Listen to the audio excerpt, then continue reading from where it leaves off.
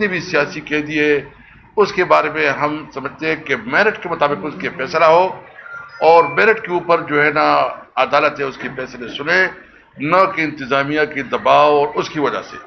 اس وقت عملاً جتنی بھی فیصلے ہو رہے ہیں وہ انتظامیہ کے دباؤ کی وجہ سے ہو رہے ہیں، اور اس میں واضح نظر آ رہا ہے کہ اگر یہ فیصلے میرٹ پہ اس کی ٹرائل ہو اور یہ میڈیا پہ اس کی لائیو کوریج ہو تو پوری قوم کو پتہ چل جائے گا کہ کتنا ڈرامہ بازی ہو رہی ہے۔ مطلب کسی کیس کے اندر کوئی گنجائش ہی نہیں ہے۔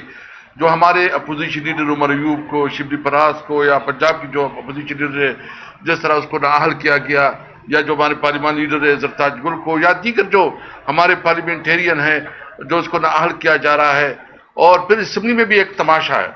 اسمبلی کو جس طرح کنٹرول کیا جا رہا ہے اور جس طرح اس کا نظام چلایا جا رہا ہے، حالانکہ یہ جو پارلیمنٹیرین جا کے اڈیالہ کے سامنے بے عزت ہوتے ہیں، رسوا ہوتے ہیں۔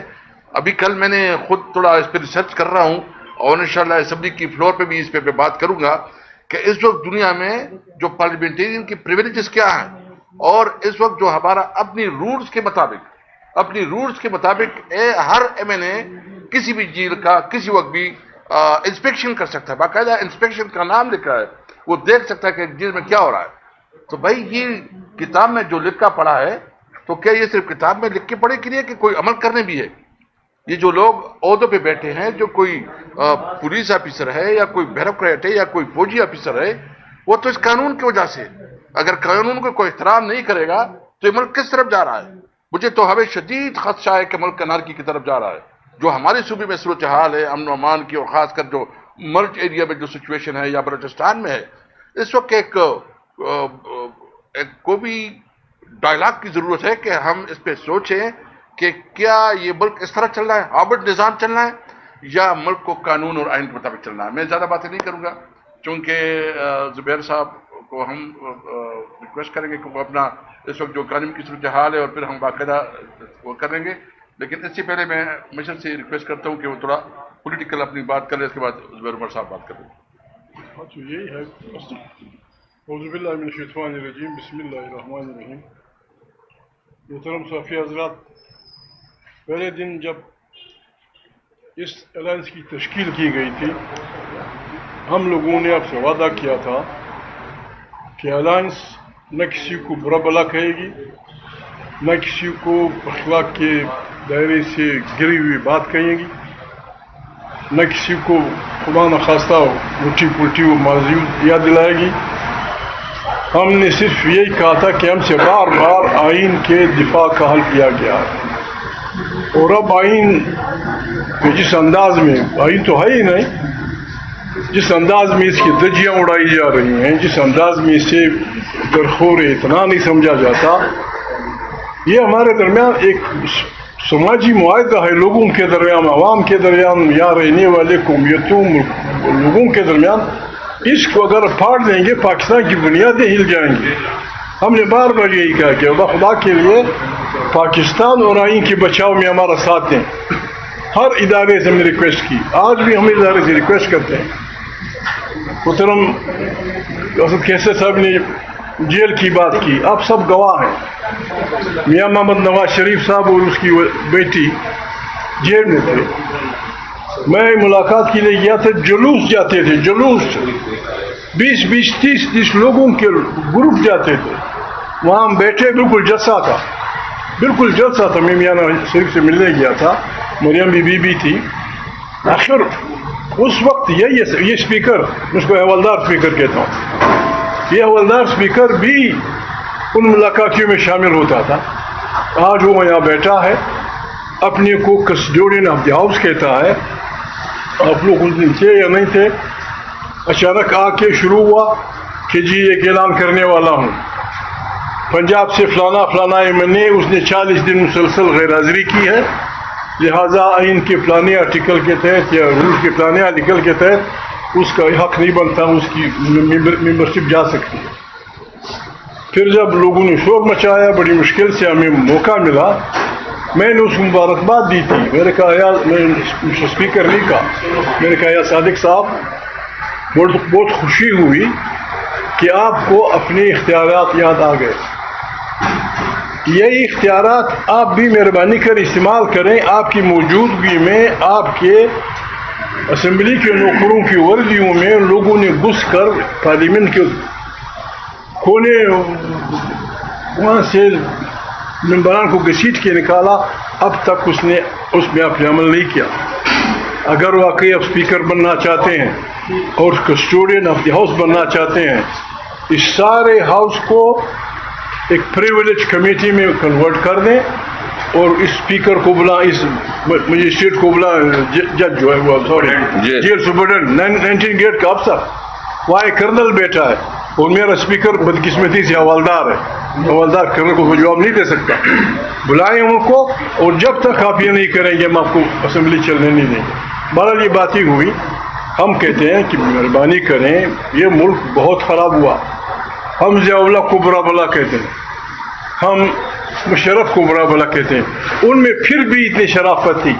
چار دیواری کے اندر جلسے ہوا کرتے تھے ضیاء اللہ کے دنوں میں. اس پہ تنقید ہوتی تھی, اس کے نظام پہ تنقید ہوتی تھی, اس کی مارشلائی حکومت پہ تنقید ہوتی تھی.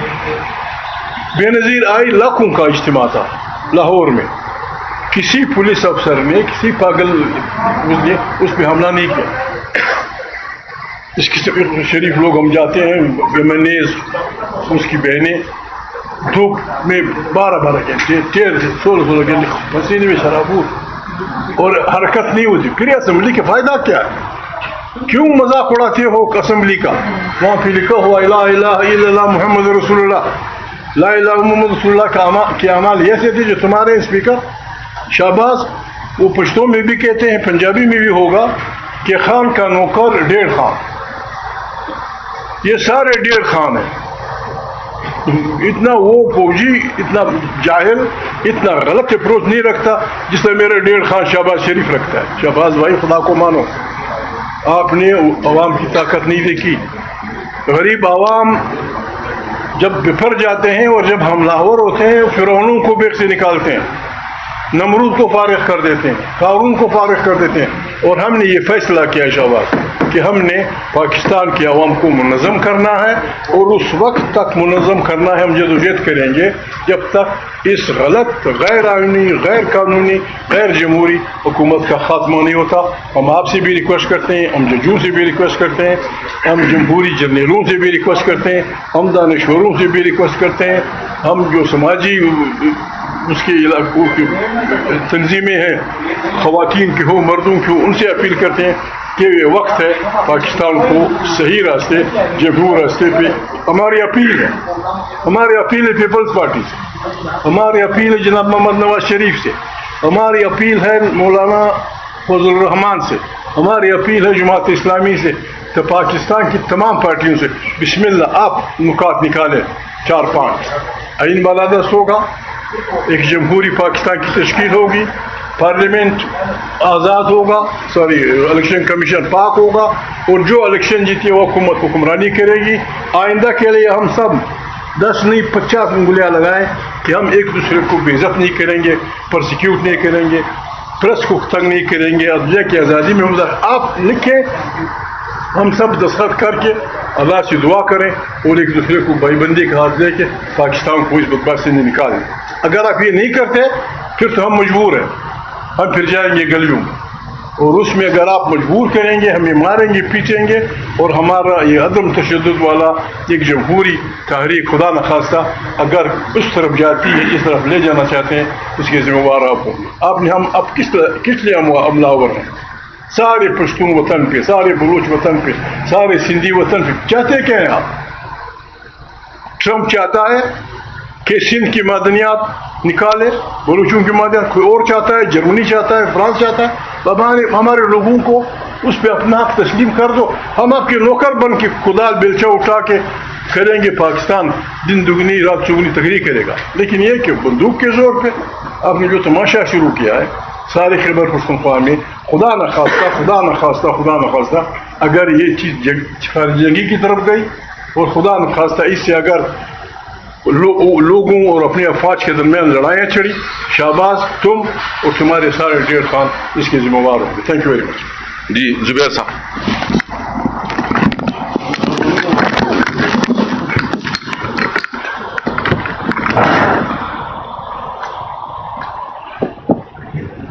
جی بسم اللہ الرحمن الرحیم. ایک تو سب سے پہلے شکریہ محمود اچکزئی صاحب کا، اسد کیسر صاحب کا، مصطفیٰ کوکر صاحب کا کہ جنہوں نے کانفیڈنس شو کیا. اور ظاہر سی بات ہے ہر پاکستانی اس وقت یہ چاہتا ہے کہ یہ جو نظام ہے اس کے خلاف کم سے کم آواز تو بلند کرے اور اس میں بھرپور حصہ لے جو جدوجہد کا آغاز اس پلیٹ فارم سے کیا گیا ہے. پچھلے ہفتے آل پارٹیز کانفرنس ہوئی تھی اور اس میں سیاسی لحاظ سے جو پاکستان جہاں کھڑا ہوا ہے اور باقی شعبوں میں جہاں کھڑا ہوا ہے، معیشت پر بھی تھوڑا بہت ذکر کیا تھا مصطفیٰ کھوکر صاحب نے. آج معیشت کے حوالے سے ہم تھوڑا سا زیادہ ڈیٹیل میں ڈسکس کریں گے اور آج کی صرف بات نہیں کریں گے. یہ جب سے یہ حکومت آئی ہے PDM-1 جب آئی تھی اپریل 2022 میں، اس کو تقریباً 3.5 سال ہو گئے.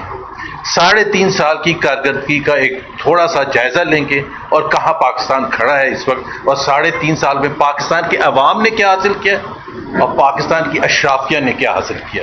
کیونکہ ایک بہت بڑا فرق ہے جس کی نشاندہی کرنا بار بار لازمی ہے کہ پاکستان میں جب معیشت کی بات کی جاتی ہے تو آوازیں جب آتی ہیں کہ پاکستان کی بڑی زبردست ہوگی معیشت، تو اس کی طرف سے آتی ہے، اشرافیہ کی طرف سے آتی ہے جنہوں نے بھر کے پیسے بنائے ہیں، جو آج بھی پیسے بنا رہے ہیں، جو اگلے ہفتے بھی بنائیں گے، اور اتنے کہ کبھی تاریخ میں نہیں بنائے تھے.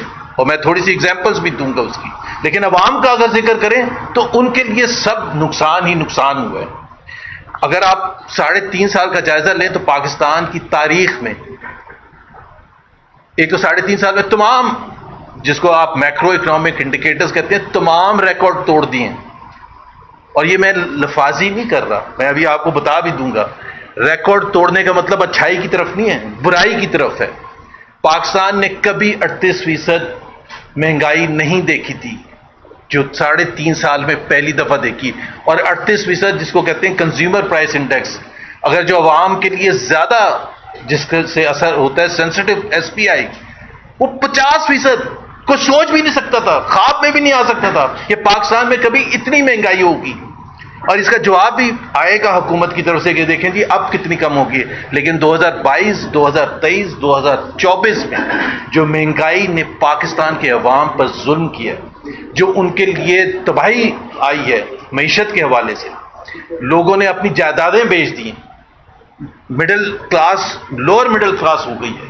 اور اسی کی وجہ سے اگر ہم دیکھیں گے پاکستان کی تاریخ میں کبھی بھی 45% لوگ غربت کی لکیر سے نیچے نہیں گئے تھے. کبھی بھی 45%، یعنی کہ 11.25 کروڑ عوام جو ہیں غربت کی لکیر سے نیچے ہیں، جن کو 2 وقت کی روٹی نصیب نہیں ہے. اور یہاں ہر روز جا کے پرائم منسٹر یا فائنانس منسٹر اسٹاک ایکسچینج میں وہ بیل بجاتے ہیں کہ جی ترقی کے کتنے، اور دیکھیں جی IMF نے کیا کہہ دیا اور ورلڈ بینک نے کیا کہہ دیا. اصل حقیقت یہ ہے، اصل حقیقت کہ وہ 11.25 کروڑ عوام جو غربت کی لکیر سے نیچے ہیں، کروڑوں عوام کو پچھلے 3 سال میں غربت کی لکیر سے نیچے ڈالا گیا، کروڑوں کو. اور اس کی وجہ سے اگر آپ دیکھیں بے روزگاری ایک تیسرا جو سب سے بڑا ایک انڈیکیٹر ہے کہ معیشت اچھی ہے یا خراب ہے، 22% بے روزگاری کا ریٹ ہے، ان امپلائمنٹ ریٹ 22%. اگر 10% جس ملک میں ہوتا ہے تو چیخیں نکل جاتی ہیں، لوگ کہتے ہیں کہ اتنی زیادہ ان امپلائمنٹ ہو گئی ہے. یہاں 22%، اور 22% کا ذکر نہیں ہوتا. کبھی آپ نے دیکھا ہے کبھی پرائم منسٹر ذکر کر رہے ہوں، کبھی فائنانس منسٹر ذکر کر رہے ہوں، کبھی پارلیمنٹ میں ٹریجری بینچز سے سپیچز ہو رہی ہوں کہ جی اتنے لوگ بے روزگار بیٹھے ہوئے ہیں، اتنے لوگ پاورٹی سے نیچے بیٹھے ہوئے ہیں. اور جو سب سے زیادہ فکر مند بات ہے، جو یوتھ ہے، جو پاکستان کا سرمایہ ہے، جس کے بنیاد پر ہم کہتے ہیں کہ ہمارا یوتھ بل اتنا زبردست ہے کہ فیوچر بڑا زبردست ہے، اس میں 30% سے زیادہ بے روزگاری ہے، 30% سے زیادہ. اچھا یہ کبھی پاکستان کی تاریخ میں نہ 22% بے روزگاری، کبھی بھی کوئی ریکارڈ نہیں بتاتا، نہ کبھی یوتھ میں 30% سے زیادہ. چوتھے انڈیکیٹر پر آ جائیں قرضوں کے حوالے سے، بڑے الزامات لگائے گئے جی اس حکومت نے قرضے اتنے لے لی، اس حکومت نے. میں صرف یہ آپ کو بتا دوں، باقی ڈیٹیلز تو ہوتی رہیں گی. جب عمران خان کے 3.5 سال تھے تو 19 ٹریلین روپیز کے قرضوں میں اضافہ ہوا تھا. اور یہ میں پاکستان کی حکومت کے اعداد و شمار بتا رہا ہوں، چاہے 45% غربت کی لکیر سے نیچے یا 22% بے روزگاری سے یا انفلیشن کے جو میں نے نمبرز بتائے ہیں. اسی طرح سے قرضے حکومت پاکستان کے حساب سے 19 ٹریلین میں اضافہ ہوا تھا 3.5 سال میں جب عمران خان صاحب کی حکومت تھی. اب 3.5 سال میں اس سے ڈبل ہو گیا, تقریباً 38 ٹریلین روپیز کے قرضوں میں اضافہ ہو گیا. آپ نے کہیں دیکھا وہ قرضے لگتے ہوئے؟ کیا پاکستان کے عوام نے اس سے کوئی فائدہ اٹھایا ہے؟ کیا ان کے لیے کوئی زیادہ سہولت پیدا ہو گئی ہے؟ کیا پاکستان کے عوام کو روزگار مل گیا ہے؟ کیا پاکستان کے عوام ایک خوشحال ہونا شروع ہو گئے؟ 38 ٹریلین روپے 3.5 سال میں.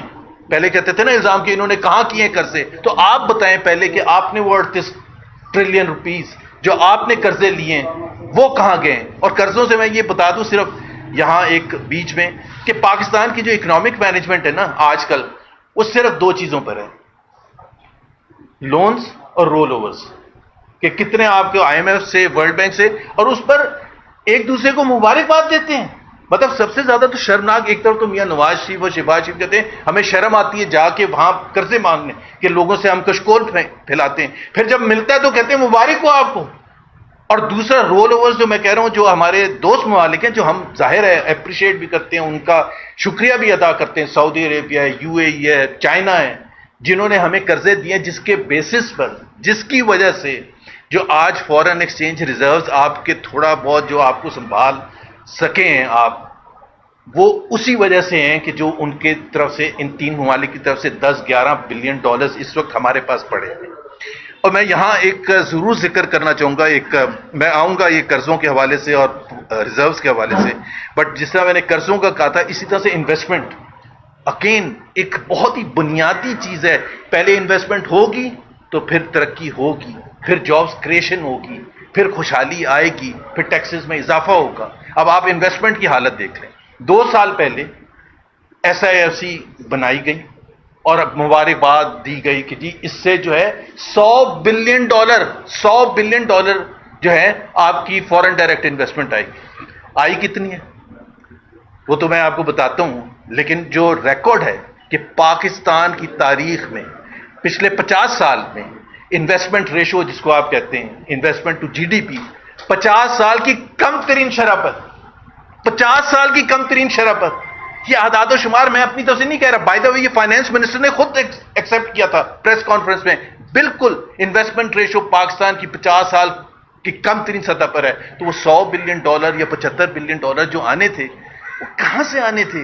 یہ ایسے ہم ایک دوسرے کو مبارکباد دیتے ہیں. آپ کو یاد ہوگا کہ پرائم منسٹر شہباز شریف پچھلے 3-3.5 سال میں کو درجنوں انہوں نے دورے کیے ہیں, مڈل ایسٹ کے, دوسرے ممالک کے, سینٹرل ایشین ریپبلک کے, دوسرے ممالک سے لوگ آئے ہیں. پتہ نہیں کو 300-400 MOUs سائن ہو گئے کہ یہ $2 بلین کی اور کمٹمنٹ ہوگی, $4 بلین کی اور کمٹمنٹ. اس میں سے ایک پیسہ نہیں آیا, ایک پیسہ نہیں آیا. جو پاکستان کی جو انویسٹمنٹ میں نے آپ کو ریشو بتا دیا کہ پاکستان 50 سال میں کم ترین سطح پر. سو یہ اگر فکر کی بات نہیں ہے تو میرا خیال ہے کیا فکر کی بات ہے. اور اس سب کا جو نچوڑ ہوتا ہے, سب کا نچوڑ ہوتا ہے جس کو آپ کہتے ہیں کہ پاکستان کی اگر آپ نے معیشت کو دیکھنا ہے تو آپ کس طرح سے موازنہ کریں گے کہ آج کے ادوار کو پچھلے ادوار سے یا 70 سے یا 90 سے یا دوسرے کنٹریز کے ریجن سے like Bangladesh, India, Sri Lanka. Growth rate, GDP growth rate اس وقت جو پچھلے 3 سال کا, کیونکہ ہم 3 سال کا موازنہ کر رہے ہیں, تو ایوریج گروتھ ریٹ 1.62% ہے, 1.62% ایوریج گروتھ ریٹ ہے. جو پاکستان کی کوئی بھی 3 سال کا آپ پیریڈ لے لیں, ہسٹوریک پیریڈ لے لیں, کم ترین شرح ہے. بلکہ اس کے بعد اگر 3 سال کا کوئی موازنہ لے تو 3.55% ہے. سو آدھی سے بھی کم لیول ہے آپ کی گروتھ ریٹ کا 1.62%. اور اس کی وجہ سے اب آپ اگر اس کو کمپیئر کریں 1.62% کو, آپ کی پاپولیشن انکریز 2.6% ہے.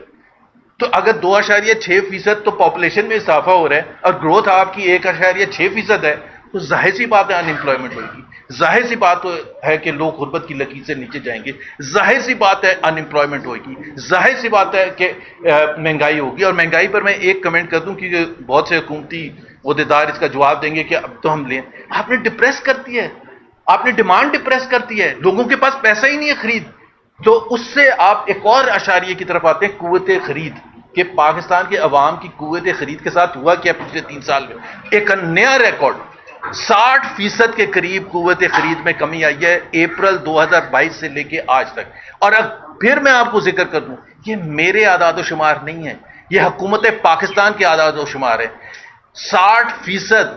اگر اس کی ایک دوسری چھوٹی سی سادہ مثال یہ ہے کہ جس کی تنخواہ 50,000 روپے تھی اپریل 2022 میں، اس کی قوت خرید آج 20,800 روپے. اب آپ ذرا ڈفرنس دیکھیں کہ اس کو آپ نے اگر وہ بھی 50,000 کما رہا ہے، کیونکہ بہت سے تو وہ 50,000 کمانے والے ان امپلائڈ ہو چکے ہیں، لیکن اگر کوئی بچہ ہے تو اس کی آپ حالت دیکھ لیں کہ وہ 20,800 کے برابر ہے آج کا جو اس وقت کا 50,000 روپے تھا. تو آپ نے جس کو پرچیزنگ پاور کہتے ہیں یا قوت خرید کہتے ہیں، اس میں آپ نے جو تباہی کی ہے. اور ایک جو بہت ہی لازمی جز ہے جس پر سب سے کم بات ہوتی ہے، حکومتی نمائندہ تو کبھی نہیں کوئی کرتا، اور یہ افسوسناک بات ہے کہ جس کو آپ کہتے ہیں ہیومن ڈیولپمنٹ انڈیکس، جس سے خوشحالی پتہ چلتی ہے، عوام کی جو خوشحالی ہے یا ویلفیئر اس سے پتہ چلتی ہے، جس میں تعلیم، صحت، صاف پینے کا پانی اور دوسرے جو بیسک چیزیں ہیں یا علاج. اب پاکستان کا اگر آپ ایچ ٹی آئی دیکھیں، ہیومن ڈیولپمنٹ انڈیکس، پچھلے 3 سال میں بتدریج خراب سے خراب ہوتا چلا گیا. آج اس کی جو پوزیشن ہے 168 ان دا ورلڈ. ابھی شرمناک بات ہے کیونکہ وہ اس کا تعلق عوام سے ہے. اس پر کوئی اشرافیہ نہیں بولے گا، اس پر کوئی نہیں بات کرے گا کہ جی اسٹاک ایکسچینج انڈیکس کہاں پہنچ گیا، اس پر کوئی بات نہیں کرے گا. 168 2,70,00,000 بچے پاکستان کے اسکول نہیں جا سکتے.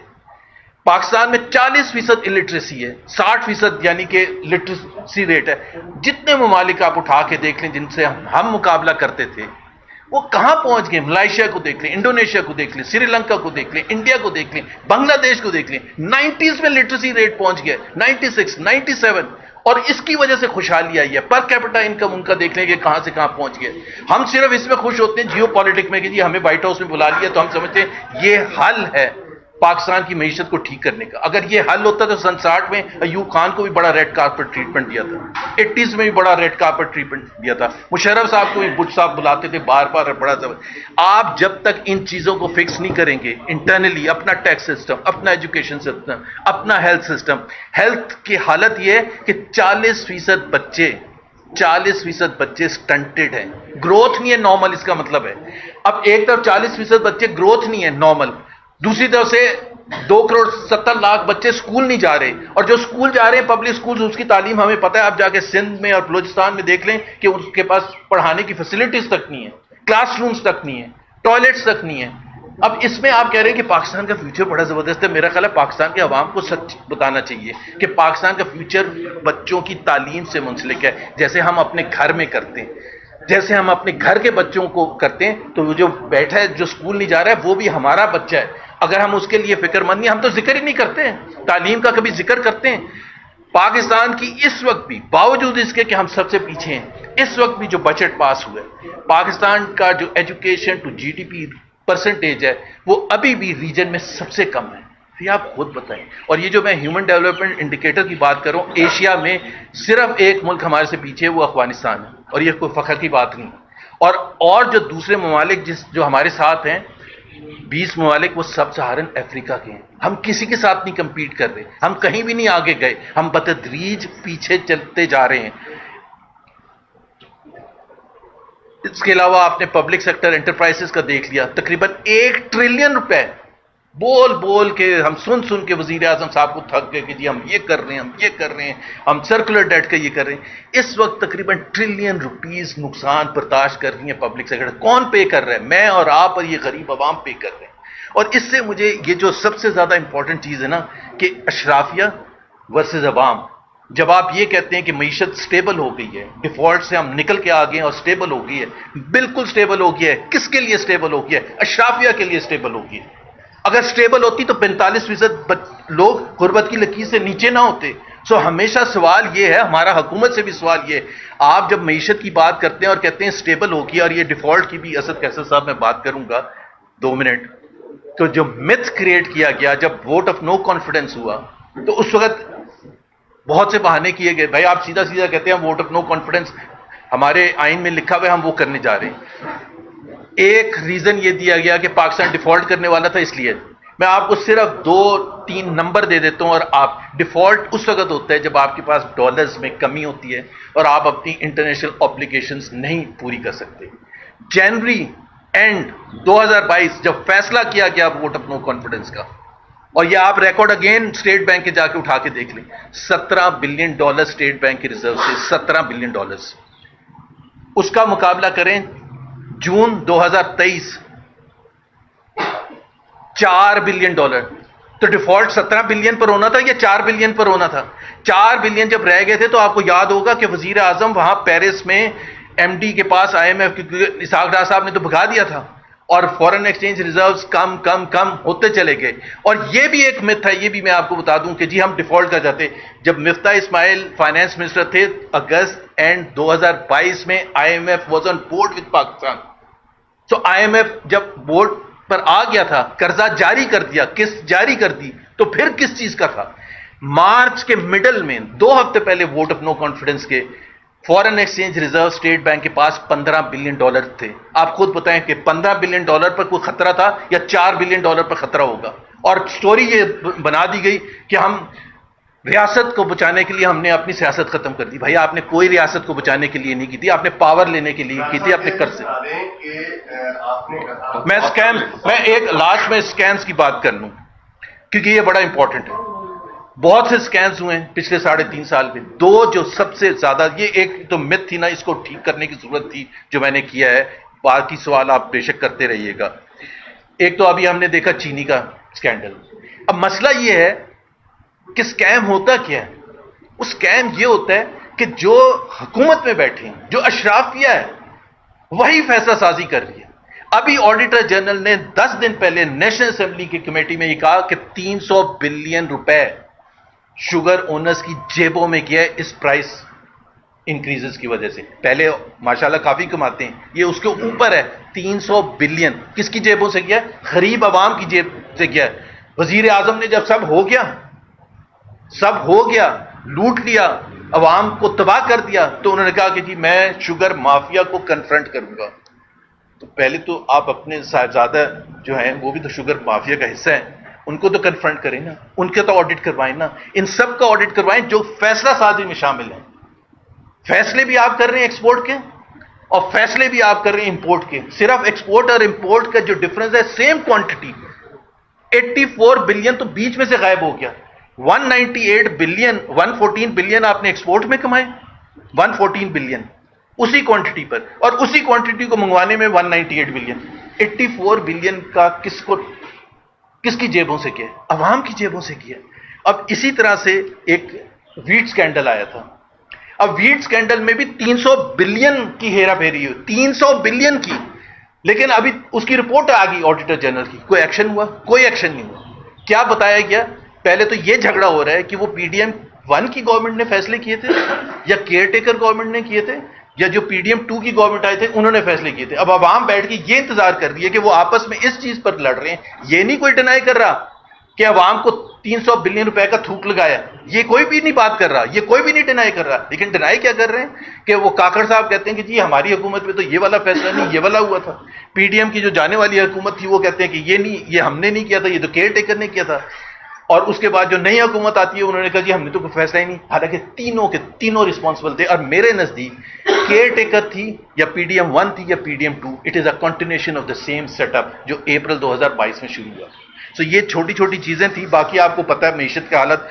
ایگریکلچر سیکٹر لے لیں, 5 مین کراپس لاس میں, 5 مین کراپس پاکستان کی لاس میں. ہمیں بتایا گیا کہ ہم پتہ نہیں ایگریکلچر ریولوشن لے کے آئیں گے. انڈسٹری کی آپ نے حالت دیکھی, پورا سال 2 سال گزر کے نیگیٹو لارج اسکیل مینوفیکچرنگ چل. ابھی آپ کون سا شعبہ ہے جس کو آپ نے ٹھیک کیا؟ کیا آپ نے پروڈکٹیوٹی امپروو کر دی ہے؟ کیا آپ نے ویجز امپروو کر دی ہیں جو عام مزدور ہیں ان کے لیے؟ کوئی ایک چیز آپ بتا دیں. قوت خرید, مہنگائی, بے روزگاری, پاورٹی, گروتھ, کوئی بھی. یہ تو میں نے چھوٹا سا آپ کو ایک نقشہ پیش کیا ہے جس کی آپ ڈیٹیلز میں جا سکتے ہیں. لیکن فرام اسکیمز, کرپشن, اور اس کی جو سب سے بڑی وجہ جو محمود اچک صاحب نے بھی بات کی تھی, اسد کیسر صاحب نے بھی بات کی تھی, معیشت جب تک پولیٹیکل اسٹیبلٹی نہیں ہوتی معیشت نہیں ہوتی. کوئی انویسٹمنٹ کرنے نہیں آئے گا ایسے ملک میں جہاں پولیٹیکل انسٹیبلٹی اس حد تک ہو, جہاں اس قسم کی جوڈیشری بیٹھی ہو جو کہ بالکل فیصلے جو بتائے جاتے ہیں وہ امپلیمنٹ کرتی ہے. انویسٹر کو کانفیڈنس چاہیے کہ کیا جوڈیشری ہمارے حق میں فیصلہ کرے گا یا نہیں کرے گا. آپ کو ساری کی ساری یہ چیزیں ٹھیک کرنی پڑیں گی, بٹ سب سے زیادہ امپورٹنٹ یہ ہے کہ پولیٹیکل اسٹیبلٹی ہے. اور پولیٹیکل اسٹیبلٹی کا ایک ہی طریقہ ہے کہ آپ free, fair and transparent election کرائیں اور ان کو پارلیمنٹ میں آنے دیں جو کہ عوام کے ووٹ سے آئیں, نہ کہ وہ جو فارم 47 کے تھرو آئے تھے جس کو کوئی بھی نہیں مانتا. Thank you very much. جی ایک ذرا سوال ان کا 19 ٹریلین آپ نے کہا کہ 3.5 سال میں قرض دیا گیا. ایک سوال تھوڑا سا یہ بتا دیں کہ جب عمران خان کو حکومت ملی تھی فارن ریزرو کتنے تھے, جب گئی تو فارن ریزرو کتنے تھے؟ اور اچھا میں وہ جلدی سے جواب دیتا ہوں کیونکہ علامہ صاحب نے بات کی. چونکہ مارچ کے اندر آپ کو پتا ہے چائنا کو بھی کتنے پیسے واپس کیے تھے مارچ 2022 میں, اور سعودیہ کو بھی واپس کیے گئے تھے. اس کے باوجود خزانے میں کتنے تھے؟ اب ڈبل, آپ نے کہا 19 ٹریلین سے ڈبل ہو گئے اب خزانے. نہیں آپ دو چیزوں کو مکس کر رہے ہیں. میں قرضوں کی بات کر رہا تھا ٹریلین, آپ فارن ایکسچینج ریزروز اور اس کو دونوں کو مکس کر رہے ہیں. فارن ایکسچینج ریزروز جو تھے جب پی ٹی آئی کی حکومت آئی تھی 25 ٹریلین تھے پاکستان کے ٹوٹل ڈیٹ, اور وہ جب چھوڑ کے گئے تھے 43 ٹریلین تھی. اب وہ 43 کی 80 ٹریلین ہو گئی ہے, تو وہ میں نے اس کو کہا تھا. اور فارن ایکسچینج ریزروز میں نے آپ کو نمبر دے دیے, $17 بلین تھے جنوری اینڈ 2022 میں, $15 بلین تھے. بائی دا وے 17 یا 15 بلین ڈالر اس کے بعد 3.5 سال میں آج تک نہیں وہاں پہنچے, اور ووٹ آف نو کانفیڈنس اس لیے کرنے جا رہے تھے کہ ڈیفالٹ ہو رہا ہے پاکستان. مطلب اس لیے میں نے پوچھا کہ بتائیں کہ اس وقت کتنے تھے آپ. جی علامہ صاحب. جی علامہ. بسم اللہ الرحمن الرحیم.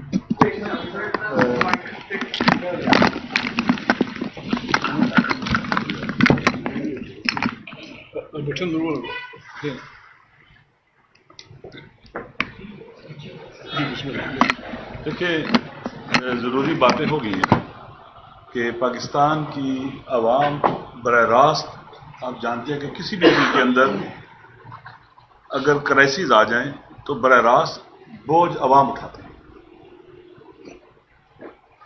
اور عوام ہی پستے ہیں. اس وقت پاکستان کے عوام جیسا کہا گیا کہ مور دین 45% غربت کی لکیر سے نیچے چلے گئے. کروڑوں بچے اسکول گوئنگ ایج میں نہیں ہیں. بچوں کی خوراک اتنی ناقص ہے کہ ان کی جو گروتھ ہے وہ بھی درست نہیں ہے. تو یعنی یہ لوگ اپاہج نہیں ہو رہے, اصل میں سسٹم اپاہج ہے جس کا اثر عوام پر براز پڑ رہا ہے. جنگیں ہوتی ہیں عوام بوجھ اٹھاتے ہیں, نامنی ہوتی ہے عوام بوجھ اٹھاتے ہیں. اس لیے ہم سب کو پاکستان کے عوام کے حق کے لیے اٹھنا ہوگا. جس سسٹم کے ساتھ عوام نہ ہو, جس سسٹم پر عوام اعتماد نہ کریں, وہ نہیں چل سکتا. وہ بلیک میل بھی ہوتا ہے. پھر آج ہمارے سسٹم کے ساتھ عوام نہیں ہے, یہ بلیک میلنگ ان کی ہو رہی ہے. کبھی کہاں جاتے ہیں, کبھی کہاں جاتے ہیں, کبھی کہاں سے جا کر لیجیٹیمیسی لینے کی کوشش کرتے ہیں, لیگلٹی لینے کی کوشش کرتے ہیں, اور پھر آ کے پاکستان کے وہاں پر چڑھ دوڑتے ہیں. خان صاحب نے کہا ہے کہ 1.5 برابر ہوتا ہے, 1.5 گنا ہوتا ہے. کیا تھا وہ؟ خان کا نوکر 1.5 گنا ہو جاتا ہے, 1.5 خان ہو جاتا ہے. تو یہ خان کے نوکر پھر عوام کے نوکر ہم پر مسلط نہیں ہیں, یہ خان کے نوکر مسلط ہیں. تو یہ عوام ہمارے لیے 1.5 گنا ہو جاتے ہیں, پھر ڈبل ہو جاتے ہیں یا ڈبل کے قریب ہو جاتے ہیں. اس وقت پاکستان میں لا قانونیت کی بدترین شکل ہے. فنڈامنٹل رائٹس برے طریقے سے پامال ہو رہے ہیں. آپ دیکھ لیں, ایک طرف مہنگائی, مشکلات, نامنی, پورے ملک کو آپ دیکھ لیں. دوسری طرف کیا ہے کہ عوام جو ہے ان کے جو فنڈامنٹل رائٹس ہیں, بنیادی انسانی حقوق ہیں, بدترین طریقے سے پامال ہو رہے ہیں. عدالت کے ستون ڈھہ چکے ہیں, عدلیہ ریاست کے ستون ڈھہ چکے ہیں, کوئی ستون اپنا رول پلے نہیں کر رہا. ان حالات میں پاکستان کے عوام چاہتے ہیں اگر اس دباؤ سے نکلیں, اس ظلم و ستم سے نکلیں, اور پاکستان کو ایک بہتر پاکستان بنانے کے لیے سارے صوبوں کے عوام کو اور جوانوں کو اکٹھا ہونا پڑے گا. عوام کو اپنے حق کے لیے آواز بلند کرنی پڑے گی. دیکھیں, جس کے گھر میں جنازہ وہ نہ روئے نا تو ہمسائے والے آ کے نہیں روتے. وہاں پر عوام کو اٹھنا ہوگا, جوانوں کو اٹھنا ہوگا اپنے حق کے لیے.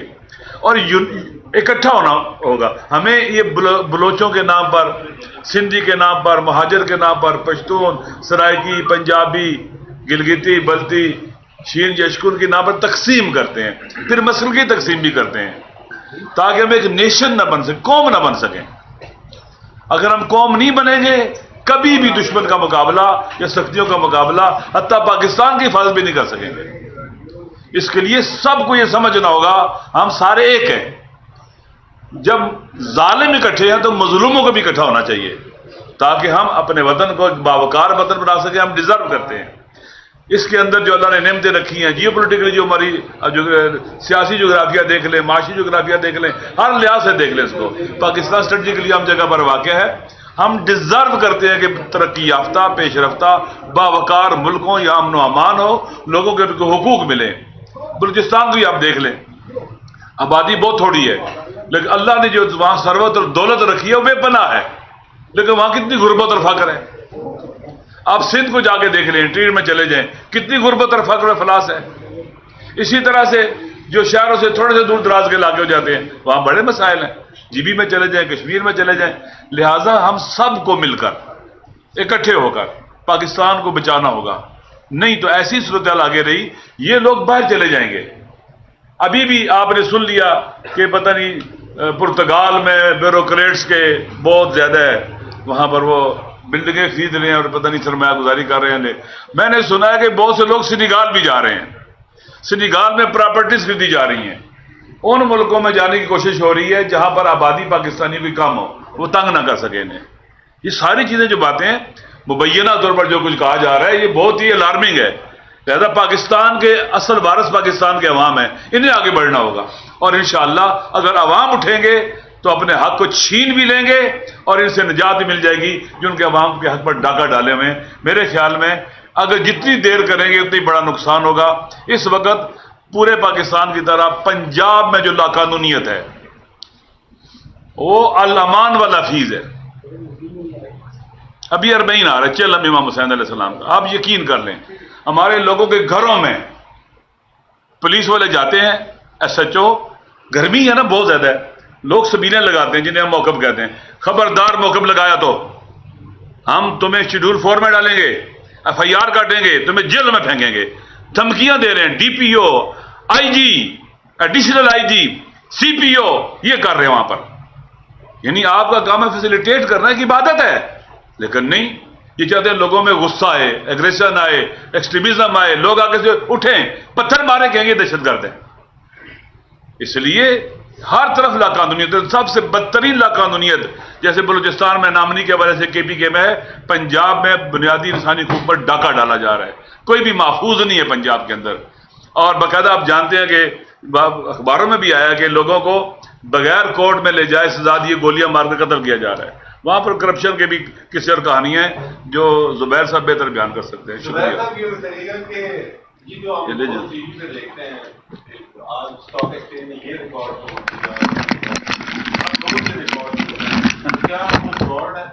نہیں وہ فراڈ نہیں ہے. ایک تو تضاد ہے، ایک بڑا یہی تو تضاد ہے. ایک طرف وہ اشرافیہ 1,50,000 انڈیکس پہنچ گیا تقریباً کلوز ٹو 1,45,000 تک تو میں نے فالو کیا. یہی تو تضاد ہے کہ اشرافیہ کیسے پیسے بنا رہی ہے، کیونکہ پالیسی بنانے میں ان کا اختیار ہے. ان کے لیے ایک کرائٹیریا ہوتا ہے پاکستان کی معیشت کا کہ پاکستان کی معیشت ڈیفالٹ سے نکلے. اور وہ کیسے نکلے گی؟ آپ آئی ایم ایف کے پاس جائیں گے. اسی وجہ سے پاکستان 25ویں دفعہ آئی ایم ایف گیا ہے. اگر آئی ایم ایف علاج ہوتا پاکستان کے عوام کی بہتری کا تو پھر آپ کو 25 دفعہ نہ جانا پڑتا. مجھے ایک کوئی اور دوسرا ملک بتا دیں جو 25 دفعہ گیا ہے. سو آئی ایم ایف کے لیے بڑا، پاکستان کے عوام پالیسی میکرز کے لیے بڑا آسان ہے. ایک طرف اشرافیہ، جیسی ڈیفالٹ کا خطرہ باہر آئے گا، اور وہ کیسے آئے گا؟ آپ کی اپنی بہتری سے نہیں، آپ کی اپنی پروڈکٹیوٹی سے نہیں، آپ کی اپنی اکنامک مینجمنٹ کی وجہ سے نہیں. آئی ایم ایف کا جب لون آتا ہے تو اسی وقت ڈیفالٹ، کیونکہ دوسرے جو فورن کمرشل بینکس ہیں وہ بھی پیسے دیتے ہیں، دوست ممالک بھی پیسے دیتے ہیں، ورلڈ بینک بھی پیسے دیتا ہے. تو اس کی وجہ سے ان کو کبھی کوئی کنسرن ہی نہیں ہے. وہ تو صرف یہ کہتے ہیں دیکھیں جی معیشت کتنی زبردست ہوگی، 1,50,000 پہنچ گیا. بٹ آپ یہ بھی تو بتائیں، کبھی آپ یہ سنتے ہیں کہ اس مہینے غربت کی لکیر سے اتنے لوگوں کو ہم نے باہر نکالا ہے؟ کبھی آپ یہ دیکھتے ہیں کہ بے روزگاری میں اتنی کمی ہوئی ہے؟ یہ نہیں سنیں گے کبھی. جو اصل عوام ہیں تو عوام تو سوچتے ہیں کہ ہم اس یہ جو 1,50,000 ہے اور پرائم منسٹر جا کے وہ گھنٹی بجا رہے ہیں اسٹاک ایکسچینج میں, am I part of this Pakistan? That is the real question کہ میرا بھی یہ پاکستان پر حق ہے یا نہیں ہے, یہ صرف ان کا ہے جو دبا کے پیسے کما رہے ہیں. اسد صاحب یہ بتائیے گا کہ اس سوال کے دو حصے ہیں کہ لاسٹ ٹائم ہم نے دیکھا کہ ایک تو سمجھائیے گا پارلیمنٹ نمائندے بیٹھے ہیں آپ کہ جو آئین سازی ہوئی, قانون سازی ہوئی, اس کے مطابق اب فیلڈ مارشل صاحب کو توسیع کی ضرورت ہے یا نہیں, اور اگر ہے تو جس طرح سابق دور میں ہم نے دیکھا کہ باجماعت انداز میں توسیع دی گئی اس طرح دیں گے یا رکاوٹ بنے گی؟ نہیں, اصل میں یہ ایک تو یہ کہ کسی ایکسٹینشن, یہ جو پہلے بھی فیصلہ ہوا تھا باجوہ کا غلط تھا, اور یہ ہمارا تاریخی طور پر میں سمجھتا ہوں کہ یہ غلط فیصلہ تھا جس پہ ہم پوری قوم سے معذرت خواہ ہیں, اور آئندہ کے لیے کسی اس قسم کے فیصلے کا حصہ نہیں بنے گا. کسی بھی ادارے میں سویلین ہو, کسی بھی ادارے میں سویلین ہو, ملٹری ہو, جو بھی ہو, کسی قسم کی ایکسٹینشن نہیں ہونی چاہیے. And the promotion must be on merit. بس یہی کام پاکستان کا چلے گا. سوال یہ ہے کہ بانی چیئرمین عمران خان نے ابھی آنے والے بائی الیکشن سے بائیکاٹ کرنے کا فیصلہ کیا, یہ خبریں سامنے آ رہی ہیں, تو کیا ایسے موقع کے اوپر جب پاکستان تحریک انصاف کی پارلیمانی حیثیت کو محدود کیا جا رہا ہے, تو اس موقع کے اوپر یہ فیصلہ کتنا سننا ثابت ہوگا, اور اگر یہ فیصلہ ریورس ہوتا ہے اور پاکستان تحریک انصاف بائی الیکشن میں حصہ لیتی ہے تو جو سیٹیں دینے کا کے لیے کون سا فارمولہ ہے جس کے لیے گراؤنڈ پر کیا گیا یا کون سا فارمولہ جو ابھی تک طے پایا گیا؟ دیکھیے سوال ایڈ کر لیں کہ اپوزیشن لیڈر کے لیے آپ کا نام ریکارڈ ہے, چل رہی ہے کمپلین, اس پہ بھی کمنٹ کرتے ہیں. نہیں, دیکھیں ایسی کوئی بات نہیں ہے, یہ آپ کی کوئی اس قسم کی بات نہیں ہے, اور ہم امید رکھتے ہیں کہ انشاءاللہ عمر ایوب صاحب پھر واپس آئیں گے. ابھی آپ سے یہاں سے فارغ ہو کے میں عمر ایوب صاحب سے ملنے جا رہا ہوں, اور جو امید رکھتے ہیں کیونکہ عدالتوں میں انہوں نے پٹیشن ڈالی ہوئی ہے, تو ہماری خواہش ہے کہ عمر ایوب صاحب جو ہے نا وہ پھر سے آئے, اور اس نے بہت اچھی کنٹریبیوشن کیا تھا, اور اس کی جو اسمبلی میں کردار ہے وہ قابل تعریف ہے اور قابل تعریف. اور جو دوسری آپ بات کریں نا, دیکھیں خان صاحب نے ایک فیصلہ کیا ہے وہ ہمارے لیے اٹل ہے, بس جو ڈیسیجن اس کا ہے وہی فیصلہ ہے. آپ جواب دے دیجیے یا مصطفیٰ صاحب آپ دے دیجیے. خواجہ آصف کے حوالے سے خبریں آ رہی ہیں کہ انہوں نے استعفیٰ بھی دیا تھا, ان کے اوپر معاملہ ذرا تنگ ہے, سی ٹی ڈی نے کارروائی کی ہے. خواجہ آصف پر تنگ ہے حالت, یہ بڑی نیوز ہے, یہ تو بہت بڑی نیوز ہے, یہ پاکستان کی تاریخ میں بہت بڑی نیوز ہے.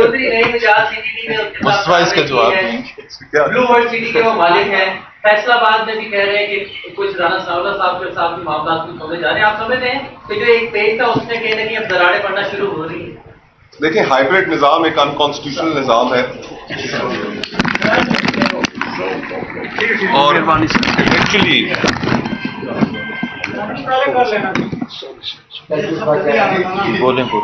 اور ایونچولی جو انٹرنل کانٹرڈکشنز ہیں وہ پھر اس نظام کو چلنے نہیں دیتی.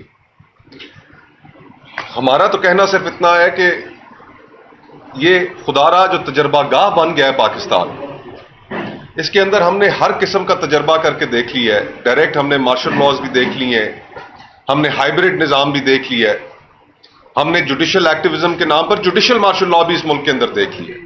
صرف ایک نظام ہم نہیں چلنے دیتے اور ماننے سے مکمل طور پر انکاری ہیں, اور وہ یہ ہے کہ اس ملک میں حکمران کون ہوگا اس کا فیصلہ اس ملک کی عوام نے کرنا ہے یا ہم نے بند کمروں میں بیٹھ کر کرنا.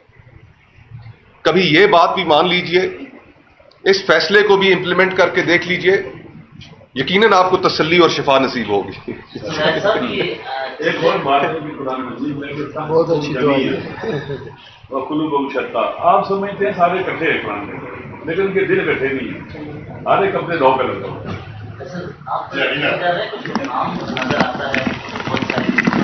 کیونکہ موجود کے سیکٹر کی طرف ہیں تو پہاڑ لگے ہوئے ہیں, ان کا کچھ نکلا نہیں. اور اصل فیصلے تو اعجاز نے ٹویٹ میں کیے کہ آرمی چیف سے ملے ہیں تو ہمارے لیے کوئی برادری کے لیے ریلیف ملا ہے.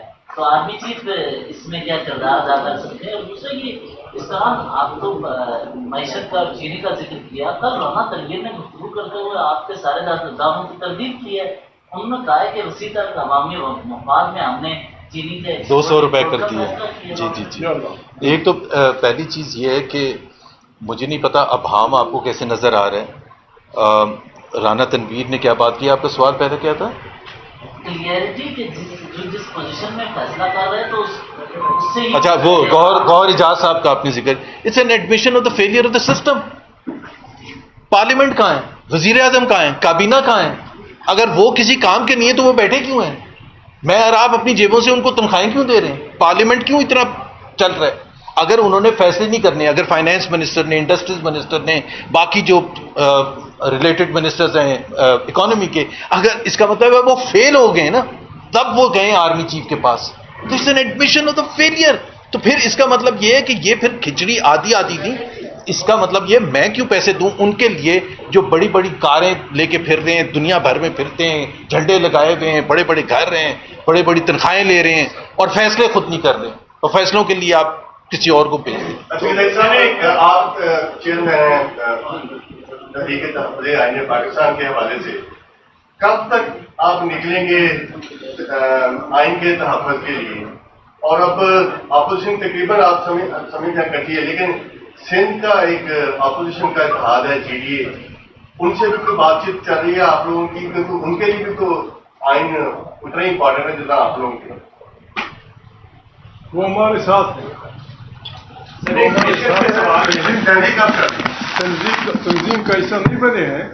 انہوں نے کہا تاریخ میں ہم آپ کے ساتھ ہوں گے پوائنٹ ٹو پوائنٹ. اپنا لڑکانے والا ڈاکٹر صفدر عباسی آتا رہتا ہے، پرسوں بھی آیا تھا. تو وہ ممکن ہے جلدی وہ اس کا حصہ بنے، لیکن انہوں نے ہماری تاریخ کی حمایت کرنی ہے. آ کے یہاں انہوں نے سب سے وعدہ کیا ہے. باقی سندھ کی جو جمہوری پارٹیاں ہیں جیسے جمشید کے نواسے وغیرہ، انہوں نے تو کہا ہے کہ بس ہر اس پر حکم کریں، جو فیصلہ تحریک تحفظ آئین پاکستان کرے گی، خدا نخواستہ سڑکوں کو بند کرنا، علاقوں کو بند کرنا، سب کچھ ہم تیار ہے. یہ انشاءاللہ یہ قدم پر قدم. ہماری تاریخ ہمیں اپنے بچے بھی عزیز ہیں، ہمارا ملک بھی عزیز ہے. ہم اس کو میں نے اے پی سی میں بھی کہا تھا، وہ جو ملنگ لوگ آگ پہ جو نظر بد کے لیے دعا کرتے ہیں اس کو ہم اس پہ لڑائی کہتے ہیں. تو ہمارے بچے اس پہ لڑنے کے نہیں ہیں کہ ہم لوگوں کو آگ میں ڈھونپ. ہم قدم بہ قدم آگے بڑھیں گے اور انشاءاللہ آپ دیکھیں گے جمہوری انداز میں بڑھیں گے. ہم عوام کی طاقت سے بہت کم نقصان پہ انشاءاللہ ہم انہیں مجبور کریں گے. انشاءاللہ وہ وقت آئے گا کہ وہ نہ اپنے گھروں سے نکل سکیں گے، نہ کسی جگہ جلسہ کر سکیں گے. عوام خالی جھنڈیوں سے، انتہائی شرافت کے سلوگن سے ان کا استقبال کریں گے. میں تو کہتا ہوں سولر دا بیٹا. یہ ہم نہیں کہ ہم اس ملک کے حکمران ہیں. آئیں عوام پہ بھروسہ کریں. شہباز بھائی، خدا کرے کہ پاکستان کی عوام آپ کو ووٹ دے دیں الیکشن کے ذریعے آپ ہماری وزیر اعظم. اور اگر وہ آپ کو ریجیکٹ کرتے ہیں، کسی اور آدمی کو دیتے ہیں، اس کی عزت کیجیے. آئیں اس ملک کو بچائیں، چلائیں، ورنہ بہت خطرناک اس میں ہے. سارے دنیا کے مست سانڈوں کا میدان جنگ بننے والا یہ خطہ، چونکہ آپ کے ہاں بہت قیمتی ذخائر ہیں. دنیا کا کوئی ایسا وہ نہیں ہے جو آپ کے ملک کو اس خطے میں نہ ہو. پتہ نہیں کون کہاں سے آ رہا ہے، کون کہاں سے آ رہا ہے. اس کا مقابلہ ہم نے اجتماعی وزڈم سے کرنا ہے. اجتماعی وزڈم سے سارے خطے کی، ایران، افغانستان، چین، ہم سب مل کے، ایون ہندوستان، ہم نے، میں تو کہتا ہوں، میں خود اپنے پول میں شمار کرتا ہوں کہ مسائل بڑے ہیں، ہم چھوٹے لوگ، وی آر اسمال پیپل. ہم سب جتنے مسائل واضح لوگ ابھی سے تیاریاں کر رہے ہیں، افواج بنا رہے ہیں، بم بنا رہے ہیں. کس لیے؟ نہیں الائنمنٹ ہو رہی ہے ساری دنیا میں. ہم خواب خرگوش میں بیٹھے ہوئے ہیں.